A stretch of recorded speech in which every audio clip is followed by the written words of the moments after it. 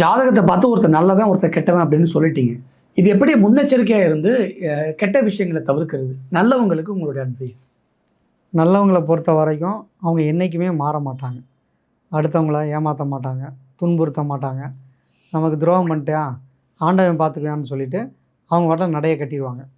ஆனால் இந்த கெட்டவங்க, பாதிக்கப்பட்டவங்க, அவங்க கண்டிப்பாக பழி வாங்குகிற எண்ணங்கிறது அவங்களுக்கு இயல்புலேயே இருக்கும்.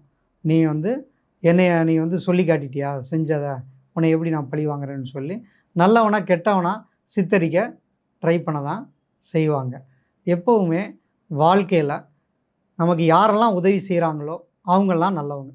ஒரு அவசரத்துக்கு பணம் கொடுத்தா அவங்க நல்லவங்க. நம்ம ஒரு பிரச்சனையில் நின்றுட்டுருக்கோம், அவங்க உதவி செஞ்சாங்களா, அது நல்லவங்க.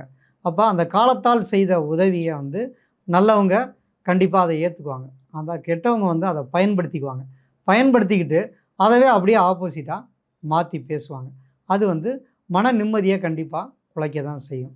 அப்போ நல்லவர்கள் கெட்டவர்களோட அந்த குணங்களை தெரிஞ்சுக்கிட்டு அவங்க கொஞ்சம் விலகி போகிறது நல்லது. அப்போ ஒருத்தரோட ஜாதகத்தை நம்ம பழகிறப்பயே ஓரளவுக்கு தெரிஞ்சுக்கிட்டோம், அவங்க கேரக்டர் என்ன மாறுது, நம்ம நல்லது செய்யும் போதெல்லாம் உங்களை மாதிரி யாரும் இல்லைங்கன்னு புகழ்கிறாங்கல்ல, அப்போ ஒரு புகழ்கிறாங்க திடீர்னு அப்படின்னாவே கொஞ்சம் எச்சரிக்கையாக இருந்துக்கணும். ஏன்னா அதிகமாக புகழக்கூடியவங்க யார் அப்படின்னு பார்த்தீங்கன்னா சனி வலுப்பற்றவர்கள் தான் அவங்க மற்றவங்கள புகழ்வாங்க. பெரும்பாலும் மார்க்கெட்டிங்கில் இருக்கவங்க பார்த்தீங்க அப்படின்னா சனி வலுத்தவர்களாக தான் இருப்பாங்க. ஏன்னா அந்த பொருளை அவங்க விற்கணும், தான் காரியத்தை சாதிக்கணுங்கிறதானே.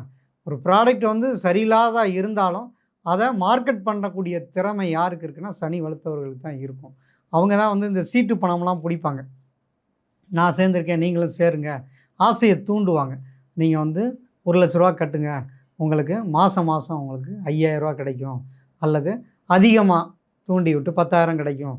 இப்படி ஆசையை தூண்டக்கூடியவங்க யார் அப்படின்னு பார்த்தீங்கன்னா இந்த சனி வலு பெற்றவர்கள் தான். அப்போ நமக்கா ஒரு சிந்தனை வேணும். குரு பார்த்தவங்க அல்லது குரு இருக்கிறவங்க சுதாரிச்சிருவாங்க. நல்லவன் ஓரளவுக்கு சுதாரிச்சிடறான். சனி வலுப்பெற்றவர்கள் ஒன்றும் பிரச்சனையே இல்லை. அவங்க எப்பயும் கெட்டது செய்கிறவங்க, அவங்க யாரை பற்றி எதுவும் கவலைப்படாமல் அவங்க நோக்கம், அவங்க சுயநலவாதியாக இருப்பாங்க, அவங்க பொறாம குணத்தோடு இருப்பாங்க, அவங்க காரியத்தை சாதிச்சுக்குவாங்க, அதில் குழப்பமே இல்லை. ஆனால் இந்த 2 கெட்டாங்க இருக்காங்க இல்லையா, குருவும் பார்க்காம சனியோட பாதிப்பு அதிகமாக இருக்குது. ஏன்னா நல்லவனும் கெட்டவனும் கலந்தவன் தான் இங்கே ரொம்ப டேஞ்சரானவன். அவன் தான் அதிகமாக இருக்காங்க. அவங்கள தான் ஈஸியாக ஏமாற்ற முடியும். எனக்கு எல்லாம் தெரியும் சொல்கிறவனை தான் ஈஸியாக ஏமாற்றிடலாம்.